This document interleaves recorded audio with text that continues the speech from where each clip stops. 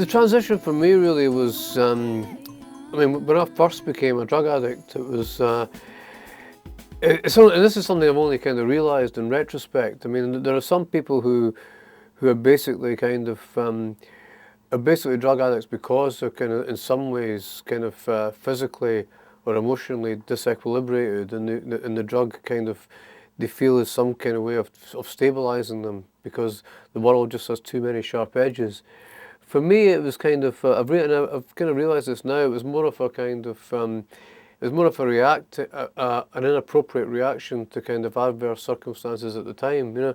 And I think it probably was like a self-made drug addict rather than a natural one. So it was, you know, again, it was this area of making the wrong choices and sort of, and kind of, there was a willful kind of stupidity about it, you know. This is what I'm doing because I can, and to an extent.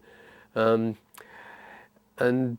think, you know, you get kind of enmeshed in that, and it becomes it becomes a way of the way that you kind of see yourself, and you know your whole self-image becomes kind of in some ways tied up with it. But what I found was when I kind of got over that was that it doesn't have any kind of real pull on me. It's not a kind of like a physical need that I have. You know, once I kind of detoxified and got on with stuff and all that, it wasn't a physical need that I had to get back into that. So that was quite interesting.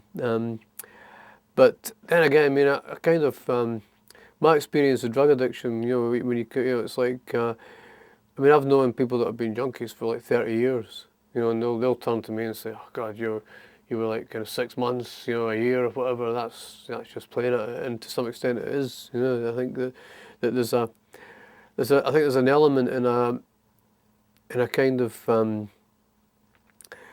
there's almost like a sort of, I think probably in every novelist, in a way, you know, that it comes out in every writer. I think there's an element of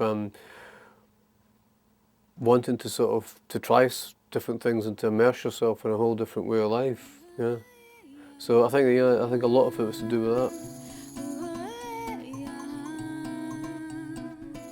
I don't think there is a war on drugs. I mean, this is the biggest sort of con ever. I mean, there's never been a war on drugs. I mean, it's like I think that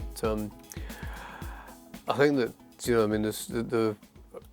I mean, our cities are flooded with drugs. I mean, the whole idea of if you look at in the West, the whole idea that we could have everything's a festival, everything's an event now, and whole events culture. I mean, the whole idea of having that without intoxication is just nonsense. It's always been nonsense.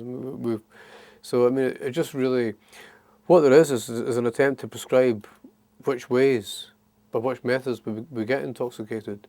And I don't think that the war on drugs is serious. I mean, I think that they know that